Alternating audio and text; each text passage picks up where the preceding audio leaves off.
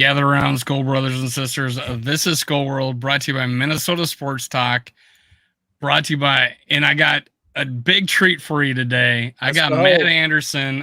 He is from Vikings Happy Hour, from Climbing the Pocket, and the best host in the business on YouTube. Introduce yourself, Matt. Tell them where they can find you and all the other things that you do. The best host in the business. Wow, I appreciate that. That's what I said. I said that earlier in my other show too.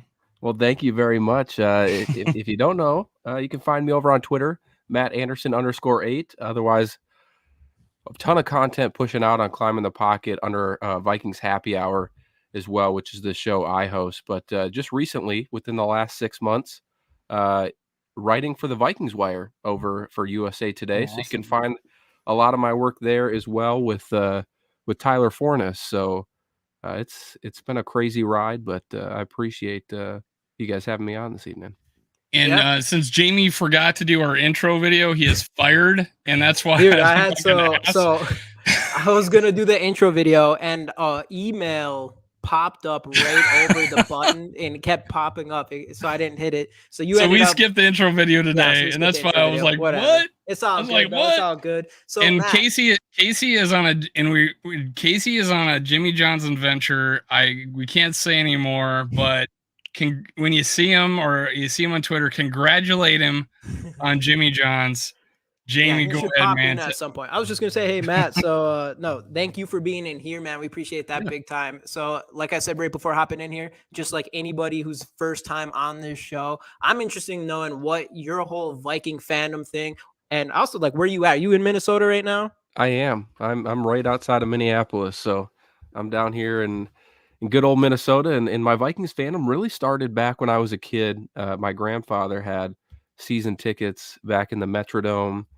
So I'd get to go to a few games a year, and ever since then I kind of fell in love. And it's just like a typical, kid that fell in love with the 98 Vikings and let down by the initial heartbreak of the missed field goal. And, the rest kind of speaks for itself. But in high school, I was in the high school newspaper for wearing Vikings stuff every day of the school year.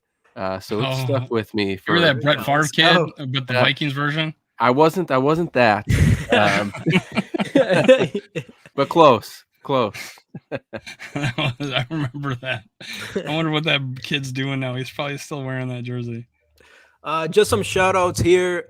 John B, Daily Skol. Was John with you right before this? Yes. Dave?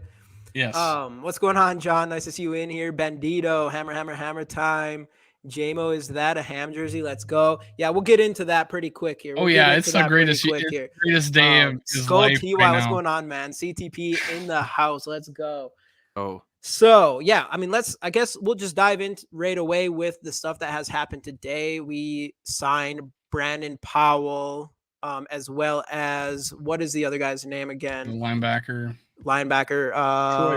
Troy Reeder. I got him right here. Yeah. Those are two guys that I'm assuming to me are depth pieces. I don't think they're going to come in and take the spots. I know Reeder has had a solid history. I still don't think he's going to come in and just take Hicks' job. He's definitely not getting Asamoah's job. Asamoah has to get the start this year, right? Oh yeah, 100%. I mean, it's Asamoah's job to lose. It's just about who are you going to line up next to him. And I actually think, maybe a spicy take, but I think the Reeder move is more of competition for Jordan Hicks versus depth at that position. Okay. I still don't believe they fully trust Jordan Hicks, but if they can keep him at a restructured contract, which they did, I think they want some camp competition, and I think Reeder could give him a run for his money. I think he's got some speed and versatility. He did have really good athletic traits in the combine coming out of college. He's 29. He's a little bit younger, but I think from my take is like he complements Hicks. Like, what they were talking about, Brian Flores saying, hey, I want, what defense are you going to play? 3 or 4 or 4-3? Who are we playing? Well, and he wants the strengths of the players. And I think they complement each other. And we obviously were a little weak in this area. So adding a guy like that makes me feel a little bit better that Troy Dye is not going to see the field. So that's That was my hopes. I stay on special teams. You're good there. I like this guy, athletic ability, and he showed some showed some blitz ability apparently. Yeah. 5 sacks and tackles for loss and part-time starter. So I like the fact that I think he complements Hicks because of his athletic ability and potentially being able to do what Hicks can't do and when it's needed. Yeah. Yeah, hopefully covering the pass, right? Hopefully covering the pass. That's the big one with Hicks. Long way around. You're just thinking the Tony Pollard touchdown from last season. Oof. That's kind of what was in my head with that part.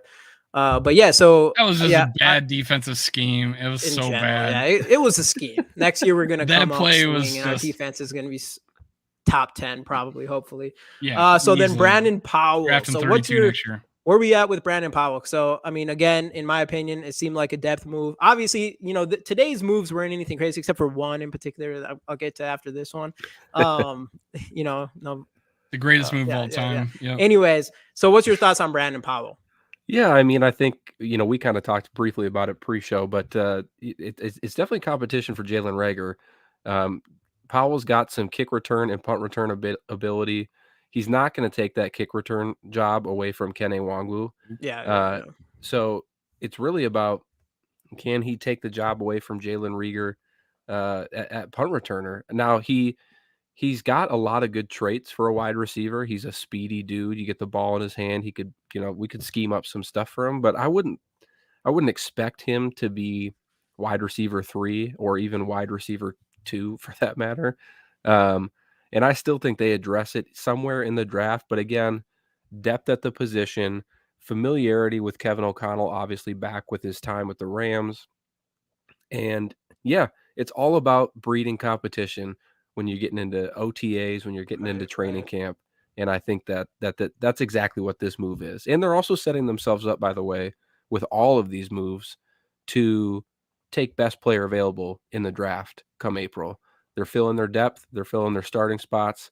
And so they're being very tactical about their approach, and I enjoy it. Yeah, no, I agree. I think obviously going to the draft, it's nice to be able to be in that situation for best player available. I think obviously I still feel like we have an opening for that wide receiver 2 spot, and I wouldn't mind seeing something there.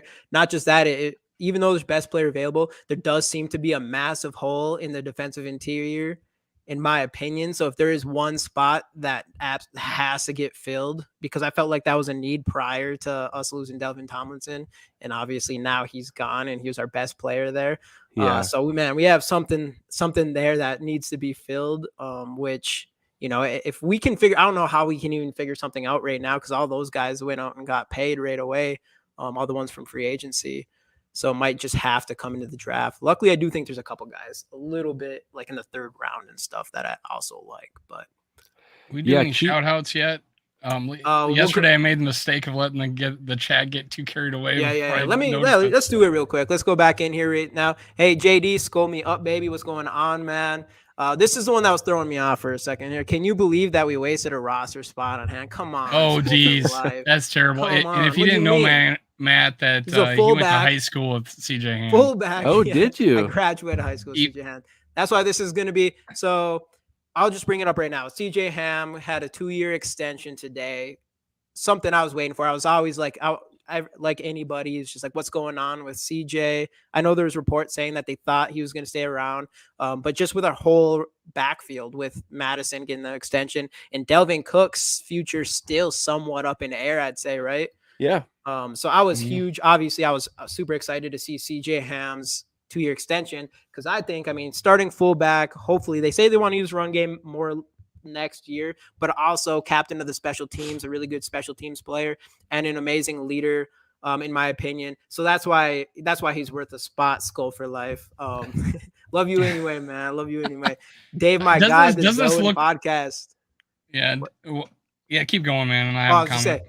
Dave, my guy, 33 all day. Bandito, what's going on? KOC knows Reader from the Rams as well. Exactly. He went out and got even Powell's a Rams guy prior, right? Yep. So he does like to go out and get a couple Ram guys, I think, for sure. They're no Munt. They're no Munt. Yeah, no one's like Munt, dude. Skol, what's going on, Justin? High times KG. Hashtag camp body. Yeah, pretty much. That's what I think. Sup Bandito. Skol, everyone. What's going on, Raymond? Yogi Howard already knows. So hashtag Skol. So I'll go into this real quick. On all our live shows, we do generally we do a Justin Jefferson rookie card. Today CJ Ham. For CJ Ham, I got two for each year of an extension, 2 CJ Ham rookie cards. All you got to do is hashtag Skol in the comments to enter. Subscribe to the channel, like the video. Don't forget to like that video. I know JD's in here and he'll be on your ass to like this video. Sup, Zoe. What's good, Justin? All right, so we're in some chatter comments. Man, I know we drafted a wide receiver high. CJ equals Super Bowl. Let's go. See, now we're talking. Now we're talking. My favorite comments coming up here. There's so many comments. You're right, David. Think my Cowboys just scored again. Hashtag Skol. Think the Cowboys just scored. Chilling. All right, we need a wide receiver too. We'll get back to that. How's everyone? Here's my comment. I'll let you go in here for a second. Here's my comment about CJ Ham. Let me get your viewpoint on this, Matt. With signing Oliver, with bringing back Bradbury, with extending CJ Ham, everybody thought he was potential cap. I even cut him a month ago, but just because I didn't think we'd run the ball. Now it's like we've committed. We haven't got rid of Cook. We re-signed Alexander Madison. It seems like we've committed to the run game. How did you feel about that?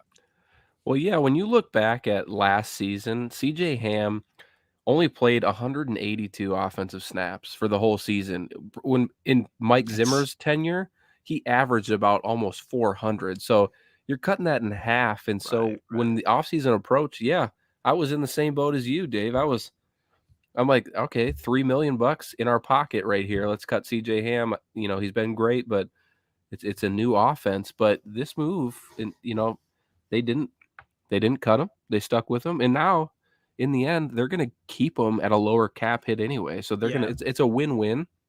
But to your point, yes, we had Darren Wolfson on our show a few weeks ago, and it's the worst kept secret in town. Kevin O'Connell wants to run the ball more next year. It is crystal clear, and you're seeing it with the off-season moves. You mentioned Josh Oliver, the second best run blocking tight end in the NFL last season. The stability on the offensive line. I mean, when's the last time in the last 10 years that we've had the same unit on the offensive line? Now, granted, a lot of things can change between now and the first week of the season, whether it's injuries, performance, whatever, but still, that's a big sign as well. And then keeping CJ Ham around and even giving him that 2-year extension, that tells me, that they're probably looking to run the ball a little bit more, be a little bit more balanced attack on offense, because I do feel like at times they lost that, and that kind of hurt them. Now, Oliver, I think, is a sneaky, exciting pick for me. He's coming from an offense that didn't throw the ball.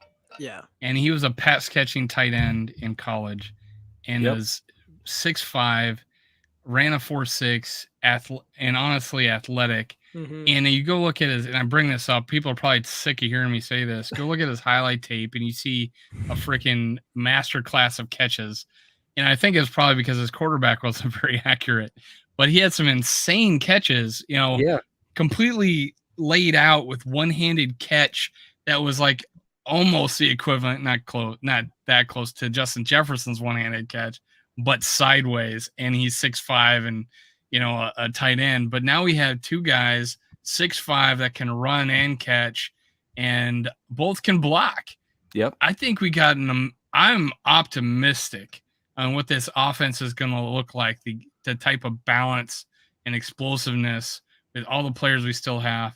But we still, hey, we need another guy on the outside, a wide receiver, or someone to step up, and Jalen Naylor step up. You hit the nail on the head, though, man. I mean, when you talk about Josh Oliver, when he came out of college, and I forget the where he came from. Yes, San Jose State. But was it Fresno or San Jose? I thought it was San Jose.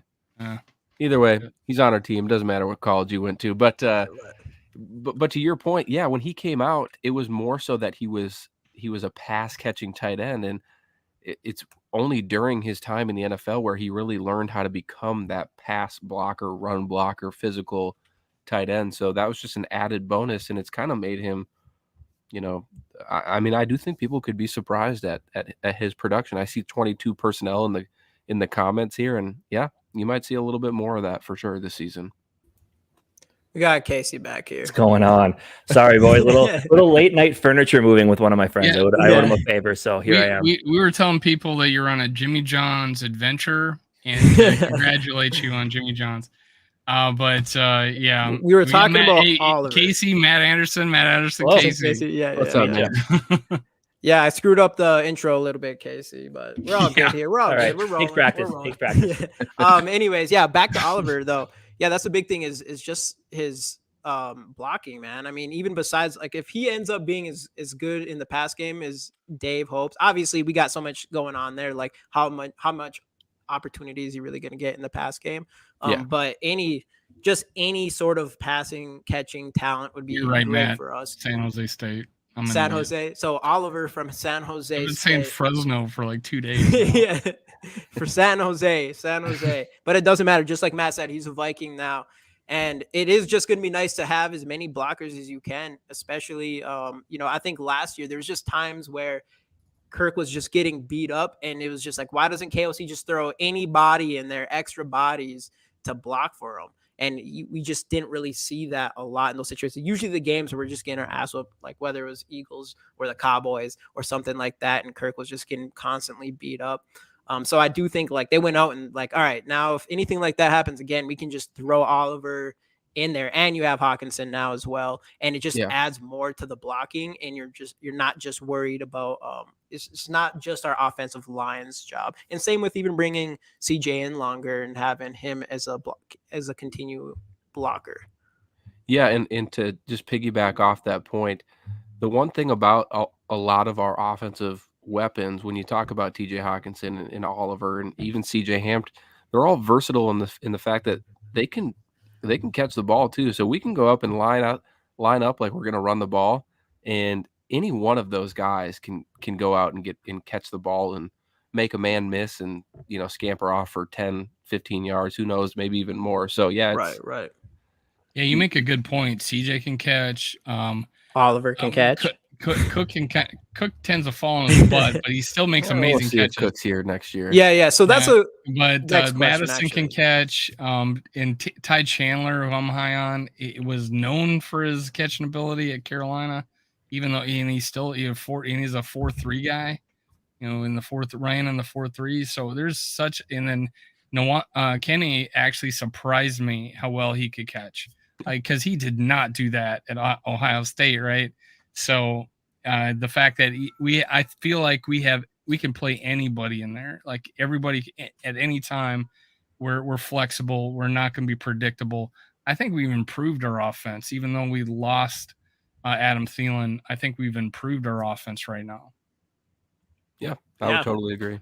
I would agree. I mean, I think with Adam Thielen, you're too a Jalen Naylor. Yeah, we got Jalen Naylor, so he'll be that wide receiver 2, wide receiver 1B probably.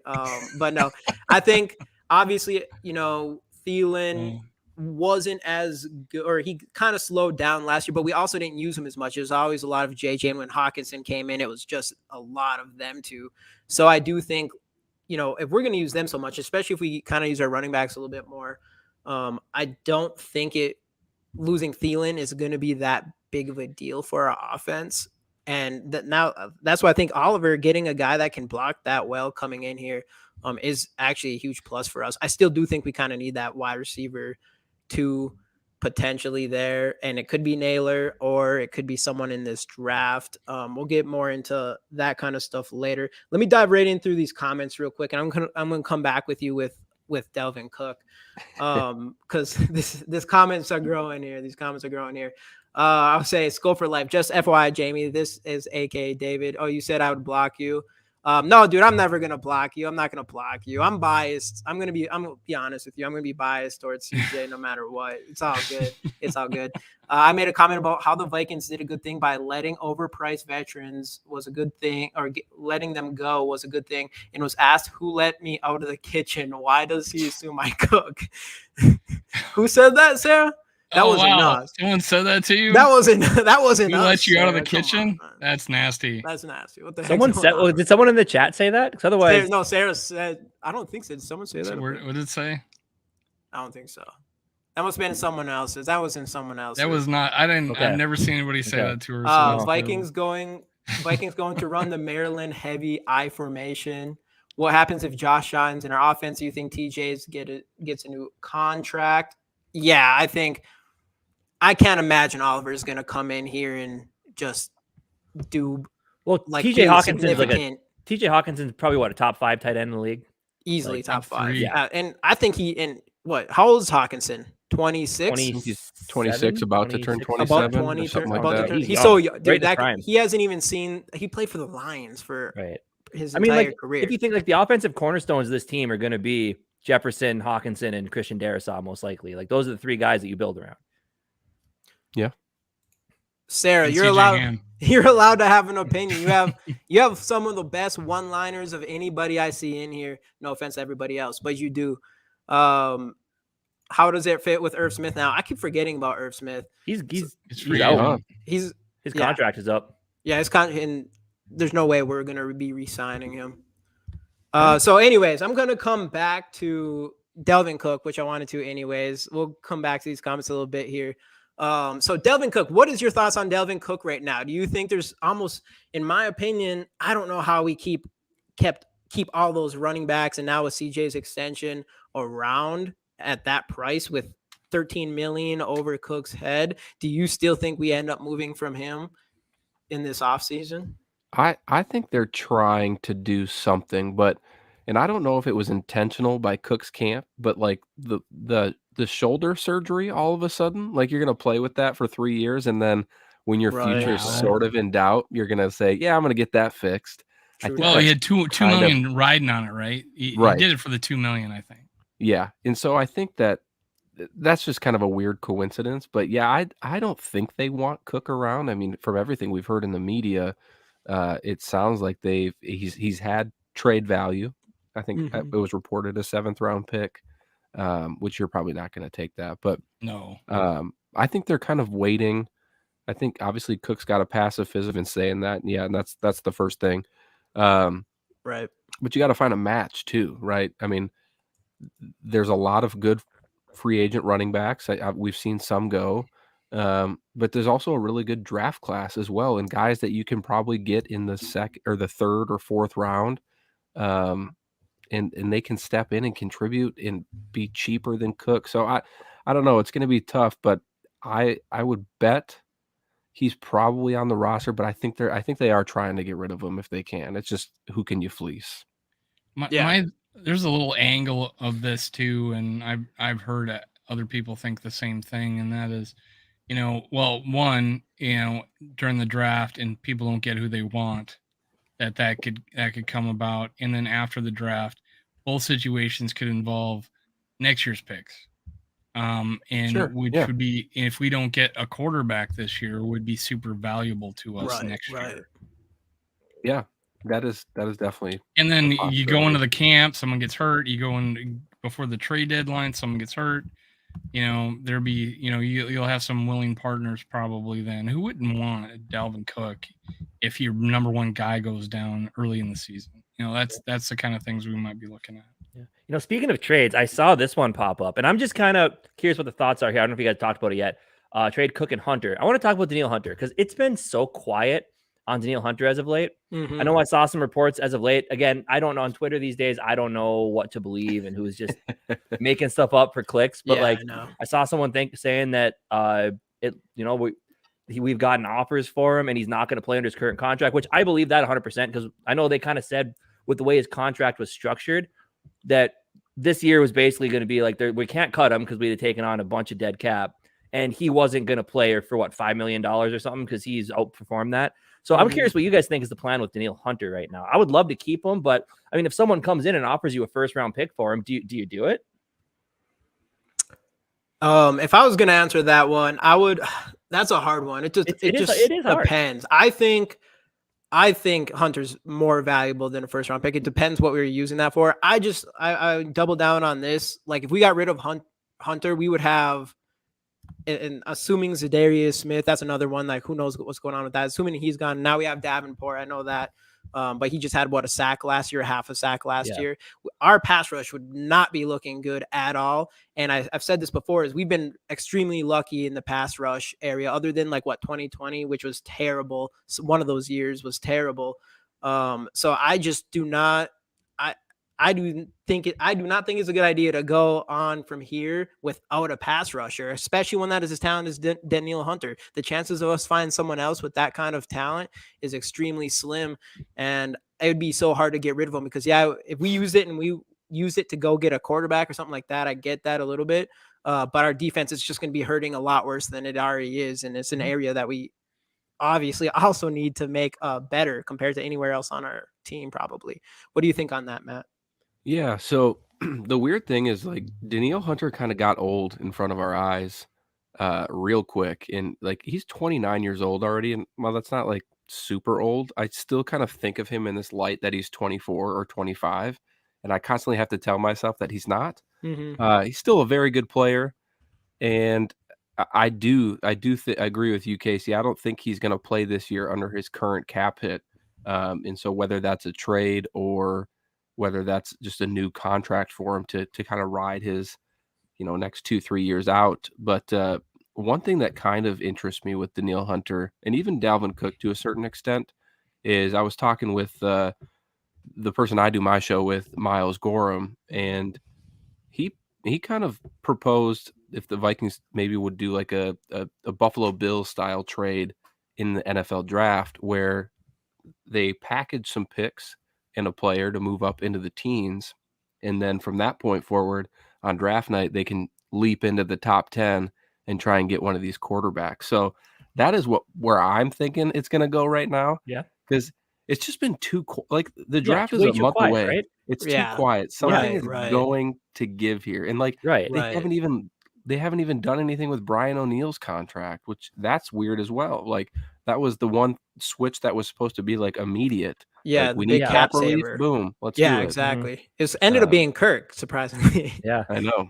But I mean, I just thought just the silence with the whole we haven't heard his name thrown around once this offseason yet. So that's where I looked at. I'm just what is going on there? Because I know they say silence is good because things are working, but it just, I don't know. It just seems too quiet on that front because there's been no word of an extension or talks even. So you almost wonder if the trade is kind of what's happening. Jamie, how would you feel about that? If we were able to package picks with him, move up, and then eventually move up and get the quarterback of the future, how would you feel with that? And keep in mind, the quarterback of the future that we're probably talking about here is probably Will Levis. Yeah, based on everything we're hearing. I like Will Levis more than other people do. Yeah. Because Kevin, the fact that Kevin O'Connell likes him is what sells me. Just because, the coach. If the coach likes the quarterback, that's kind of what I've said. I'm fine with Kirk, but I've also Jamie. I've said I've said it for months. I said because drafting a quarterback in the first round, especially high, can really tank a GM's career with that team. But again, the Wilfs have shown to be pretty, lenient. But at the same time, if you love a guy and you see a guy and that's the guy I need, then go get him by all means. Yeah, if I'm gonna just trust Kevin O'Connell, obviously they know way more than I do. I would back them. But moving up to the top 10 for Levis, I don't think I'm loving that. I'm not as on Levis, especially. I'm kind of one of these people that he's falling, and I'm I kind of see why he's falling a little bit, but I also don't know for sure. And I'm definitely more on the side of I'd rather trade back and get Hendon Hooker than trade up and get Levis or Anthony Richardson. Out of those two players, I'd rather move back and get Hendon Hooker and kind of take that safe play, especially if you get him in the second round and you don't have to commit to him in the very long term. If you don't have to, it's not as bad if we get Hendon Hooker and he doesn't work out. We can go even next year and pick a quarterback in the first round potentially. If we trade up for Levis, obviously, or especially Anthony Richardson, you're waiting a couple years before you can even think about moving on from them or whatever. There's a lot more commitment. I don't know if I believe those are the guys. So I guess for me, I want to go up and find our quarterback of the future more than anything. Am I confident that going up and getting a Levis or even an Anthony Richardson? I would probably say I wouldn't personally want to do it. Where are you guys at? Like, who do you like these quarterbacks a lot, Matt? And would you move up and you're good enough? Like, I'll take that. Yeah, I mean, obviously, like CJ Stroud and Bryce Young, I think are the real deal. Maybe not so much Bryce Young. I have some hesitancy on him, but CJ Stroud, 5'9", right? Is the safest pick in this draft. Yeah, I thought CJ Stroud, little like in me and Jamie's quarterback. I thought CJ Stroud just looked like super, just mechanically sound. Everything just looked smooth. Yeah, he's very good at processing the field, and he's got it down. He's the safest bet, and then you're going to probably pair him with Frank Reich in Carolina. So I think that's going to be a great fit. But as far as Richardson and Levis go, obviously Richardson has the biggest ceiling of anybody in this class if he pans out. But that's the thing. It's if, and you're taking a chance, and I think everybody knows that.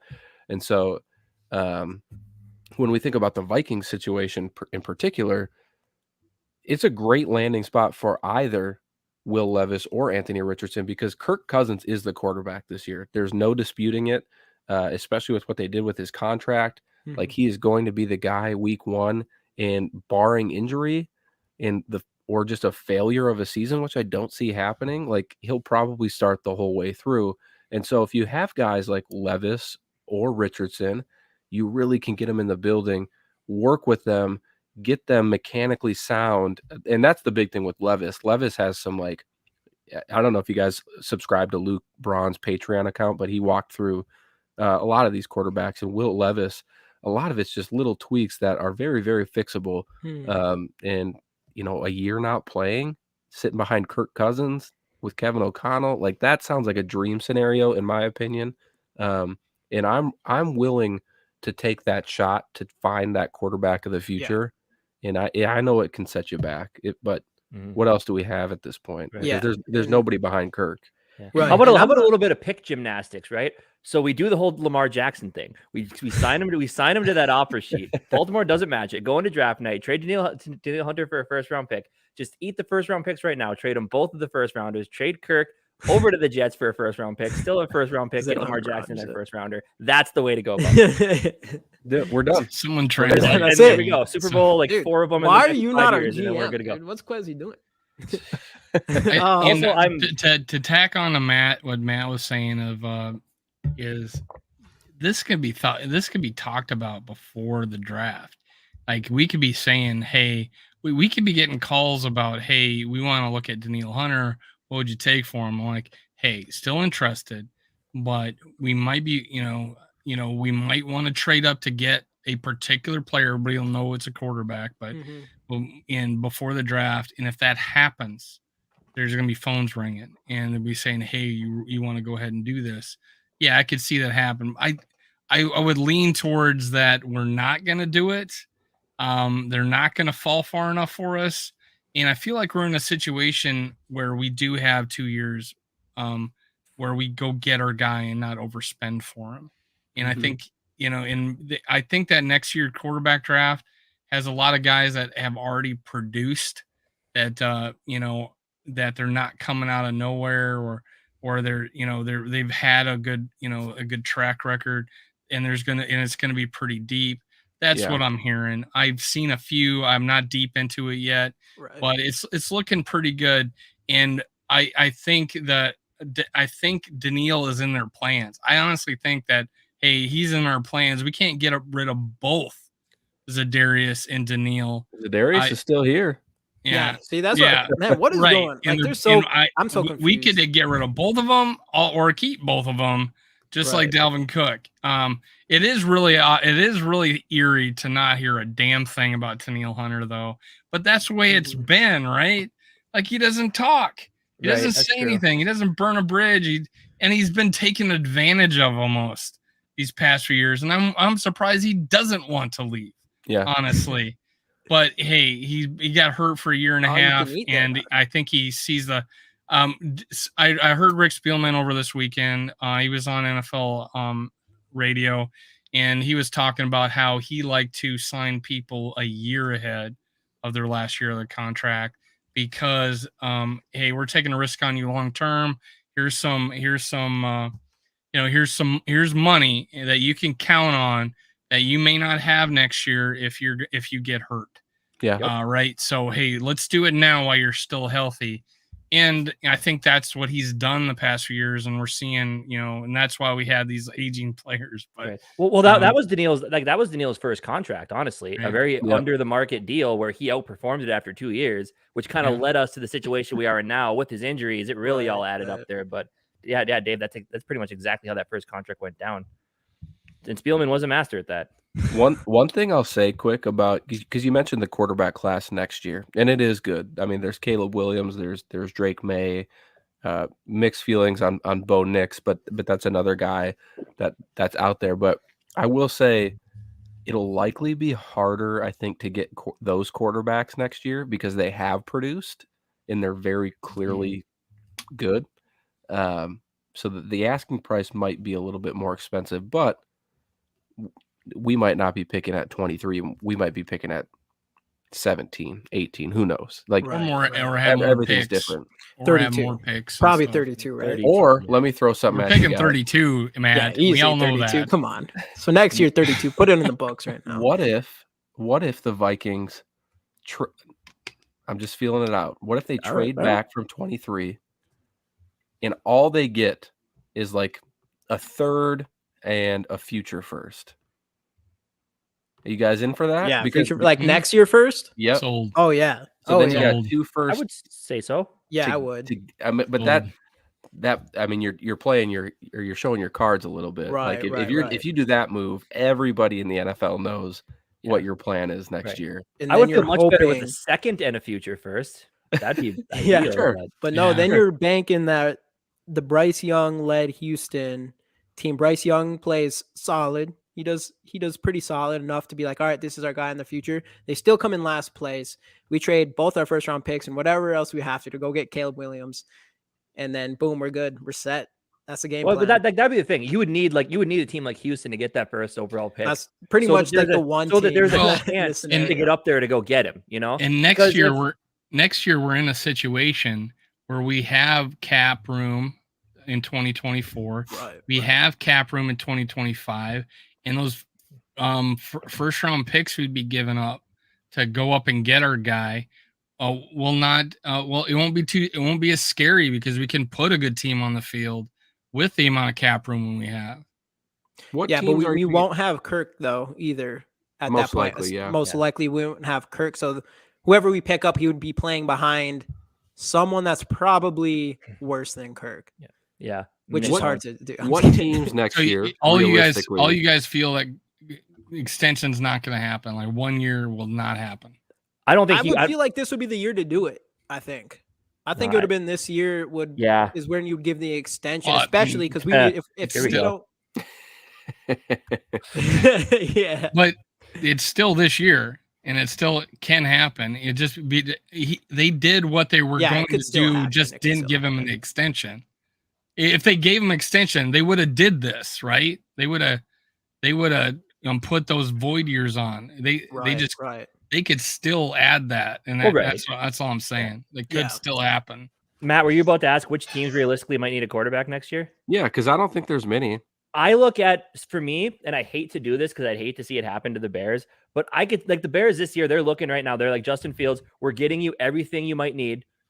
If somehow we end up with 2 wins again next year in the first overall pick, you're out and we're just going to draft the next guy. I can see that happening, and because they got Carolina's pick too. The Raiders. Exactly. The Raiders, yeah. The Raiders, who could figure something out this year. Right. The Colts too. I mean, assuming they figure something out this year. San Francisco. Yeah, they always need a quarterback, I guess. Seattle, maybe, if they don't go one this year, surprisingly. Could you see Seattle being a sneaky team to take one this year at Atlanta, 6 if someone drops? Ritter doesn't work I out. think they're waiting to see what happens with Jalen Carter, though. Yeah. That's true. Jalen Carter would whatever team gets him is going to be a steal. Honestly. Titans, yeah. Titans don't have a. Yeah, that's a good point. The Titans, they need one. Malik Willis somehow didn't pan out, I guess. Yeah. I mean, he was a project, so maybe they're banking on that. But that's what I'm saying. Like a third round pick for Willis, like you can move on from him this year. Same with Ritter. And that's kind of where my point is with Hendon Hooker is if you were to move back and get Hendon Hooker even in the second round, or I don't think he's lasting to the third round. You don't have to commit to that. That's like a player that we could take a chance on. And if we feel like he's not it, we feel comfortable moving on from him or whatever. So that's what I kind of like about that specifically compared to Levis, in my opinion. But I also don't really know for sure. Like that's another thing I actually wanted to ask you about Levis. What is since it seems like you know quite a bit more on him than I do, is what's with his running game? Like how come he was running super well like 2 years or the last year, the year before, and then this past year he just had nothing in the run game? I wish I could answer that for you. That's what scares me, I think, the most about him. They changed offensive coordinators, I thought I had heard from between the Still, two I mean, seasons. he was Josh Allen the year before, and then was he was 3.5 yards. He was 3.5 yards a carry his junior year. Yeah, so that's like one crazy thing is like I want someone who can run the ball. That's what I want more than anything. I want to move away from the regular, someone who can improvise. Yeah, exactly. That's what I like about Bryce Young, for instance, is he's fantastic at avoiding pressure and extending. That's what I like about Hendon Hooker. Yeah, I think he's Hendon Hooker too. Like the thing that me and Jamie had talked about when it comes to CJ Stroud, like, yeah, you know, he's super like mechanically polished and everything, and he looks just smooth, and he understands the offenses, but also like he's played behind probably one of the top offensive lines in the country his whole career. And has he played with a receiver who's not eventually going to be a first round pick? Yeah, exactly. He's been loaded with talent. Right. And Ohio State, that's just going to happen. But then again, so was Bryce Young. And, like a lot like that's some of the most wide receiver talent I've ever seen come out of one place. Garrett Wilson, Chris Olave, Jackson Smith and Jigba, Marvin Harrison Jr. Dude, what? That is crazy. That's one thing that worries. Obviously, you shouldn't be too worried about that. And now he gets Adam Thielen. Yeah. He's upgrade, man. They usually have a pretty good offensive line too. Yeah, exactly. Yeah, and I did see Skol TYA up here. His comment. I know I brought this up before that when I watched Stroud, I did have to scout the player, not the helmet, because Ohio State quarterbacks just never seem to turn up in the NFL. So it's like, but I don't know. He does stuff like that. Is real, dude. But he is. I feel like he is a pass first player, which you don't see a lot of that coming out of Ohio State. So that's where I really feel a lot better about his prospects coming out than I do about the other ones. And his arm talent is undeniable. I mean, he saw it in the combine, like pro day today, I think, right? Yeah, he can make any throw that you want. And we know we're not getting either of them too, right? For sure. But like I felt with Bryce Young, if I'm just going on the deep ball, I felt like CJ Stroud had better touch on the deep ball than Bryce Young does, and that might just be a height deal. Who knows? But like I just saw a lot of you can just see like when like Bryce Young throws it deep, the ball just kind of like sails up. It doesn't really have that nice little. So Bryce Young had the highest direct completion grade. Right. But I mean, who knows all that stuff. Let me jump in these comments real quick again. Let me see here. There's one I wanted to hit on real quick. Well, I'll just say this right away. Skol. I know Michael O is in here somewhere. Appreciating. I can't find his comment in here. Oh, there it is. Thanks for the card, guys. Much appreciated. I just want to bring this up again real quick. Is we are going to give away 2 CJ Ham rookie cards this time. It's CJ Ham night. That's why I'm wearing the jersey. 2-year extension. All 2 skate. cards. All skate. Hashtag Skol in the comments. That's all you got to do. Like the video and subscribe to the channels. All of our channels. GG Sports Podcast, Minnesota Sports Talk, and of course Matt's and you got your actual channel is Climbing the Pocket. And correct. Yeah. So the Vikings Happy Hour. That's like a show off of the flagship show of Climbing the Pocket. And I'm assuming all of you guys are already following them anyways. So if you're not, make sure to go over there and subscribe to their channel. They're on their way to 3,000. We're on our way. We just passed 700 today. I was going to ask you mentioned we just passed 700 today. So we're getting there. Guys. We're getting there. Nice work. Don't forget to do all that. So hashtag Skol in the comment, everybody again. Yes, that's Hans rookie is sexy. That's right. These are my guys here. Is this true? By John here? that sacks, because Jamie, me and you had talked about that. If they counted sacks in there, we could understand why. Yeah. Okay, so that makes sense why he had like negative however many rushing yards. Well, that's the one thing I see about sacks go against passing yards team wise. Right, in the pros, though. What about college? In the college. I don't know about college. We're talking Levis. Levis had like negative 300 yards this year. And then the year before, he had like 400 positive yards. That's another thing about Levis that I noticed watching him was he just takes sacks. Like, I don't really see him do the improvising thing. Even though I know he can use his legs, I didn't really see him use it to avoid pressure and get out of the pocket. It seems like he'll just either stand up tall in the pocket and try to deliver one, kind of like Kirk Cousins, I guess. Or he just gets sacked. I know Levis has more of a athletic ability than Kirk Cousins, so I know the chance is there. But that's something that showed up to me a lot when I watched him. Was just that he would take. Does he have more athletic ability? Nobody has more than Kirk. I'm talking about Kirk Cousins. Kirk O'Chain. Not Kirk O'Chain. Kirk O'Chain is a whole different people, story, different dude. Kirk O'Chain is just on a whole nother level. But yeah, that's one concern with Levis with me is I just didn't see him play very well. I know he has good accuracy against pressure, but I didn't see him try to avoid pressure or anything like that. He kind of just takes the sack. Yeah, I wish I could give you a better scouting report on Levis. We may have beaten Will Levis to death.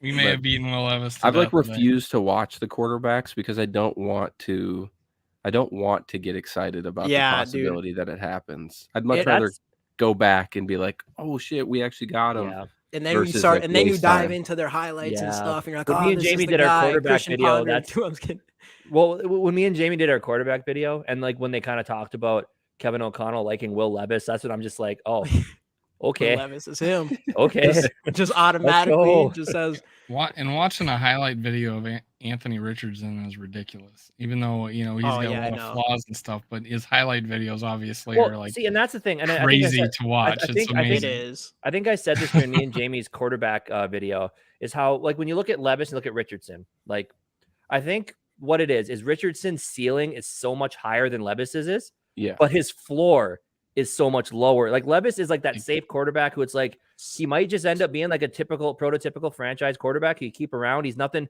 super explosive, but he can win you games.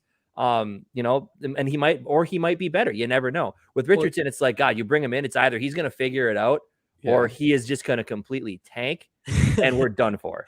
Like, you feel like there is no middle ground eventually, or unless you end up just being like, okay, this guy ain't going to develop. Let's just make a Lamar Jackson type offense and see what we can get out of him. Like, it's really like the floor, like the ceilings and the floors that separate the two, and it kind of depends on how big of a risk you want to take.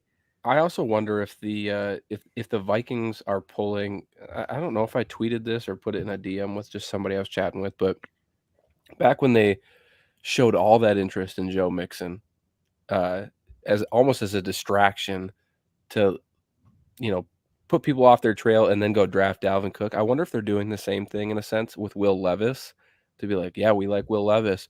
We've met with Will Levis. I'm just waiting for the picture of Kevin O'Connell talking with Will Levis, but then they go and take Richardson, or I mean, maybe it's Hooker, maybe it's the Stanford kid. Who knows? Jamie doesn't can't move at all. I can't go. If we decide to pick a quarterback that can't move, and we're like we're stuck with them for the next couple of years, like we're invested in someone that can't move, that's going to piss me off more than anything. Obviously, if he comes in and there's a good chance that guy's really good or whatever, but I'm just ready to switch it up and kind of like what I said this on our last live video. It's just like moving away from Mike Zimmer's type of leadership to KOC. I feel the same way with quarterback. I think Rapp said it on one of his streams that basically you look at McKee and you kind of see Brock Osweiler 2.0 there, just the tall, lanky kid, good arm. And he just can't really move. That's what worries me about him. But no, just the quarterback thing in general, though, I'm 100% down with you. I'm not convinced on Levis, but I also don't know what the hell I'm spatial awareness though compared to Osweiler? Isn't he the guy that ran out the back of the end zone? No, that was Orlovsky. Orlovsky. Yeah, Okay. Osweiler was the one that played like half a season and got paid. Yeah. I got he was the one that filled in for Peyton Manning when his arm went away. And then got paid by Houston, of course. They won the Super Bowl I that year. freaking drafted him in my fantasy league, and in the same day they announced he was done for the season. I was like, shit. But no, overall though, I'm like 100% down. I'm ready to go. I don't care if we trade it. I don't care if we trade up for like the second pick, whatever. If we had a guy that we like, I'm ready to throw it all out there and get our quarterback for the future. 100%. I'm ready for that. That is the biggest thing. That is the biggest thing. Is like if they actually do love a guy, like go get it. Yeah. You know? Yeah, that's kind of how I feel. And no matter what, like, and I'm happy I'm not a GM because I'd be so worried about like, and I check Twitter, see what people say. I think Kwesi is smart enough to know that not like there's going to be half the fan base that loves the move, half the fan base that hates the move, and that's just the way it goes. And on Twitter, of course, we are the most negative fan base on Twitter since since the offseason started. But it's gonna be one of those things where you can't please everybody. So it really all comes down to what do your scouts say? What do you say? Go do it. I actually saw a heading, title of an article that said we're the most negative fan base. That's Well, yeah, but today we also found out we moved up the charts. We were third all time in the Super Bowl era for having the third best winning percentage. There's like 14 teams listed there. All of them had Super Bowls except for us. That's fucking brutal. Yeah, that's brutal. That's the reason why, though. I mean, it's hard not to be negative. I try to stay positive, though. We got to stay positive. Hey, third best team, third winning this franchise since the Super Bowl era. It's just crazy to think that we haven't won the Super Bowl yet. So, Jamie, what do you think? What do you think about this idea? Right. So we trade up to 2, right? CJ Stroud to CJ Ham. Ooh, game-winning touchdown in the Super Bowl. You like that, Ian? That's pretty good. I do like that. Because speaking of that, CJ scored in both the Bills and the Colts game. So we do have to remember that. Basically won the game for us. And basically won the game. Delvin Cook's runs were cool, but it wasn't until CJ's 1-yard touchdowns that really turned the corners there. And plus he won both overtime coin tosses. No big deal. The look on him at the Colts game. Going into overtime when they won the flip, he's like, yeah. See, that's what I'm saying. That's why you got to pay this guy. That's why you pay him. That's why you extend this guy. I've taken his saying every time I do a coin flip. Tails never fails. Yep.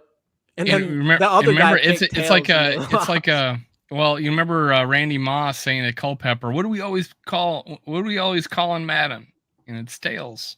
Mm-hmm. I don't know. You guys are too young. Yeah, it's on the NFL Films thing. You can go check it out. No, overall though, if we traded up for Stroud, and I know obviously it would cost insane amount. We just saw what Carolina had to do to move 7 spots, something like that. It would be insane, but I would be excited. I'd be excited unless he's obviously until we found out he sucked or whatever. But assuming it just because I'd do it for with Stroud. Right. Well, you got to think Stroud about in this class. Like, I would do it for Caleb Williams. Everything I see with Caleb Williams looks fantastic. He does everything. He seems to do everything. Yeah. I don't know. We've dug into him and stuff like that. So I'm already convinced, like next year you throw whatever you got to do to get him. Your chances of just anybody else beating you for that is super slim. But in this draft, I would say Stroud. I put Bryce Young over Stroud in this draft. I just like his play style more, though his size is concerning. So that's kind of where that would, between him and Stroud, it would kind of cross there for me. But like, I'm interested to see where the top part of this draft goes with like quarterbacks and whatnot. Because like I know Matt, you mentioned earlier smoke screens, like with like the Levis conversation for the Vikings. Is it the same thing for the Colts? Oh, we're in on Lamar Jackson because we don't know if we believe in any of the quarterbacks this year. Is that something? Like, are they trying to like get one of them to fall to 4? If they do make a move for Jackson, and Baltimore's sitting there at pick 4, even if the Colts stay at pick 4, does pick 3 with Arizona become like a huge trade opportunity for Arizona to move down? Yep. Like you're looking for them. They could get the best defensive player in the draft, or you could trade down from there, gouge somebody's eyes out, get 2 first-rounders. If someone feels like they want to get up to 3 to take a quarterback over the Colts. I'm going to be interested to see how draft night plays out. So like, it's going to be kind of entertaining. I just don't want the Vikings to like trade up to pick 7 before the draft even starts. Kind of like the Wolves did that one year where they're like move up to pick whatever. And we're like, we want, and it was out there. They wanted Darius Garland. And he went to the Cavs like 3 picks before. And we got stuck with Jarrett Culver and the rest is history. But like, I don't like those whole like early trades when you're out, when you're not in like the top 4. So you're not guaranteed one of the top 4 guys. Well, we're the ones that always get screwed on it though. It's always a guy right before us. Like, man, if we were just 1 pick higher, we were set. Hey, we had our chance at Justin Fields and we didn't take it. Yeah. And I think I don't know about you, but I think all 3 of us, I don't know about what you think, Matt. Would you rather have Justin Fields or would you rather have Christian Darrisaw right now? We all think Christian Darrisaw. Yeah. I like my quarterback to be able to pass. Yeah. You know, I like, don't get me wrong, like I want someone who can run the ball, but I still would prefer a pass first quarterback. That's something I do really like about. But yet you want Lamar Jackson. Well, I didn't say I want Lamar Jackson. I know. I never said I want Lamar Jackson. I said I would take him over Kirk Cousins, and I do think him coming here would make us a better team. Yes. But I think with the type of offense that we have, I don't think a running first quarterback would utilize our offense as good as someone who could who's more of a passer, I guess, especially when you have the best wide receiver in the league. You kind of want someone who can get the ball. And an $80 million cap hit on the quarterback position. Yeah, well, that's what it would be. Yeah, for sure. At least, especially next year. Next year. But yeah, dude, I'd be cool with if we got Lamar Jackson and we ended up rolling with it. I would still probably be excited. It looked way different. There's no question in my mind that Lamar Jackson would have the best offense he's had in his entire career by far. Mm-hmm. So it would be interesting to see what he could do with it. But still, 26, and we already know he gets injured quite a bit, so that stuff would scare me. Yeah. See, like that's the thing. Like I don't want, like I would rather not go after it because it's just kind of everybody thinks everything everybody says about Kirk's paid too much money, but Lamar Jackson's younger, yada yada. Like I don't love the idea of like the run first quarterback. Like you said, they get hurt too often. He gets hurt all the time. But if we somehow pulled it off and we brought him in, and yes, he's only 26, which is funny to think about, 1 year older than Hendon Hooker, the rookie, also coming off of an injury with the torn ACL. Like I don't love the idea of it just because of the injuries. But if we got him, I'm a Vikings fan first. I'll support him, and I would be excited because it'd be like, can Kevin O'Connell take this guy in?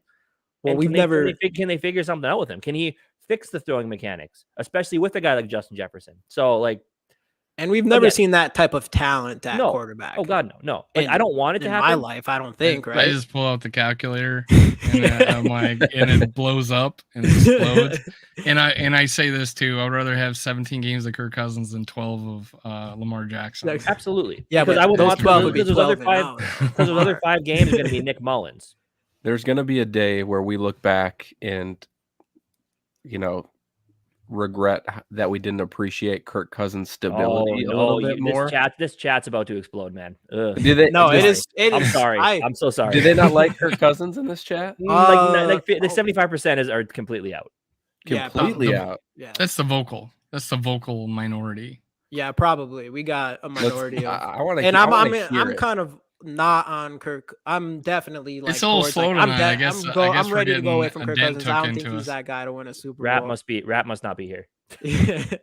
But there's no question the stability of Kirk Cousins is fantastic, and I think Kirk Cousins is a really good quarterback. Do I think he can win a Super Bowl? I'm definitely not convinced. He hasn't been able to prove that in any way.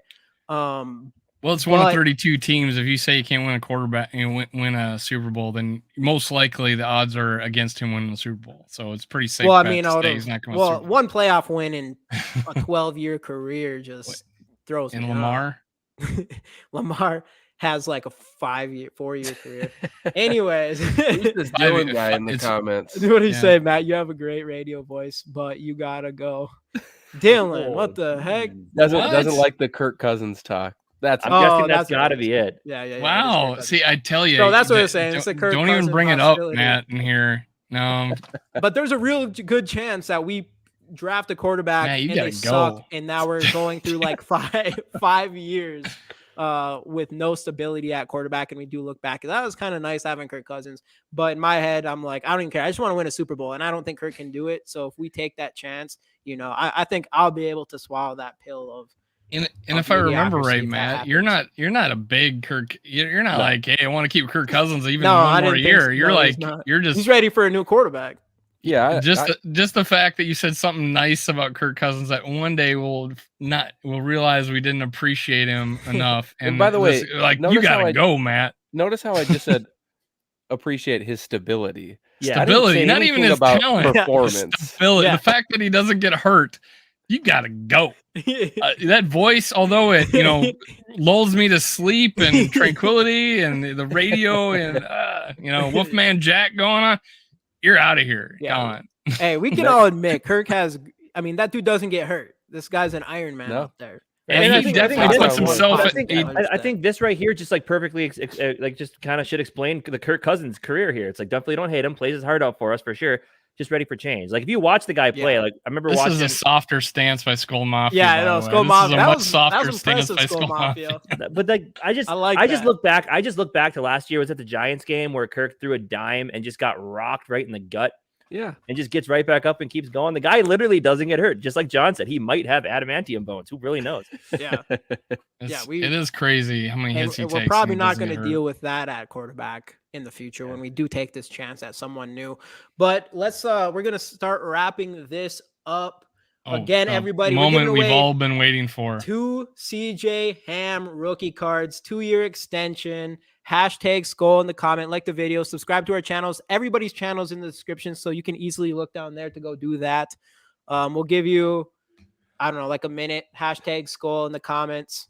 Yep. So while we're waiting for people to type hashtag Skol in the comments, one more time, Matt, why don't you tell us and the watchers where you can find your stuff? Yes, you can find me on Climb in the Pocket. My show is Vikings Happy Hour. It's kind of the flagship of the network right now, so you can head on over there. Otherwise, you can find my writing work on Vikings Wire for USA Today, or you can just find me on Twitter at @MattAnderson_8. Perfect. Awesome. And then I have because of Kirk Cousins. And I also have a lot of that Don't say right that, in the Dave. description. That's not Jackson. Lamar Jackson. Sorry, Jamie. You're good. All right. Jamie, how many people we got in? Okay, you're here comes Rap. Rap at the very end. Ooh, Rap. There he is. Rap's bringing the gang in here. Don't worry, Rap. We just talked about Kirk Cousins' stability. Nobody said Kirk Cousins is the future or anything like that. It's all good up in here. Someone said something not terrible about him, and he got jumped down his throat. It was awesome. Jamie, how many people we got in? Hashtag Skol to win pure gold. Pure gold. CJ Ham. And actually, the interesting thing about CJ Ham cards is they're actually pretty valuable because this year Select was the only year that made rookie CJ Ham cards. So there's not a lot out there. So he actually holds pretty good value, just to let everybody know that. Way to sell it. All right, I think we're good. Here we go, CJ Ham. Let's go. How many likes have we got real quick? One more thing. Well, on our side, we got 13. Dave, how many you got? That's good. Probably more than me today. We're good. Let's run this thing. We got everybody in here. So we're going to run both these cards. Let's go. 16 is pretty good. Never seen that many in there before. That's good. If anyone isn't in yet, you still have a little bit of time to get into the second one. So first CJ Ham card going to JD. Let's go, JD. Another card for JD. Let's go. And let's run this again. Boom. JD and CJ Ham, 2-year extension. Let's go. JD and Matt Collins. All right. Matt Collins. Matt Collins, you in here? That new winner? I believe it is. Let's go. Good to see. And good to see. Matt Anderson 8 for appearing on our show. You get a Jimmy John sandwich sent to your house, specially delivered by Casey. Specially delivered. Oh, there's Matt. Okay, hey, cool. There you are. Hey, Matt, go look in the description and go follow us on Twitter. I don't know have we seen Matt in here before? Do you know Matt? Matt, well, first off, we appreciate you being in here. Go follow us on Twitter or Instagram and DM us so we can get the information to your mailing address so I can get this card out sent to you right away. And we also give away rookie cards every single live show. So Sarah, you've won two in a row now. Come on now. Share the wealth. Share the wealth. Get back in the kitchen, Sarah. I'm just kidding. I'm just kidding. You said it's playing off her joke from earlier. I know, yeah. I'm just kidding, Sarah. I love you. You've been great on our show every day. Oh, okay, hold on. I'm your biggest fan. Matt, you can find us on Instagram as well. Link down below in the description. Okay, this is the most asinine, atrocious comment I've ever read in my life. Jimmy John's is the top sandwich restaurant. No, me and Dave actually talked about this right before coming on. We're not big Jimmy John's guys. Can I disagree there too? Yes. Casey, you're like Jimmy John's. Casey, what the hell? I think Herbert's is pretty good. I love Herbert's and Gerbert's. Flash, never heard of it. So. You get the guts. Flash with bacon, Herbert's and Gerbert's. Yeah. You can only get the bread guts that you get to dip in the soup. Yep. Yeah. Okay, that's fair. Yeah. You can't get that out here. I'm in Colorado. Dave's in Florida. We don't get Herbert's and Gerbert's out here. But all right, guys, we're gonna wrap this show up. We appreciate everybody in here. We definitely appreciate you hopping on, Matt. Absolutely, we'll definitely have to have you on here again, of course. And Sarah, I was kidding. I was honestly kidding. It was off your joke from before. She knows. Forgive me. Anyway, thanks everybody for watching. I'd rather cook than Jimmy John's. Okay, we got to end this now. I'm getting disappointed in all you people. Anyway, thanks for joining. Thanks for watching. Jersey Mike's is also very good. That's a good Jersey Mike's steaks. Their cheese steaks are super good. Anyway, Minnesota goodbyes here. Thanks everybody for watching. See you guys next week on the Skol Experience. Skol Vikes. Skol World and GG Sports Podcast. Thanks for watching.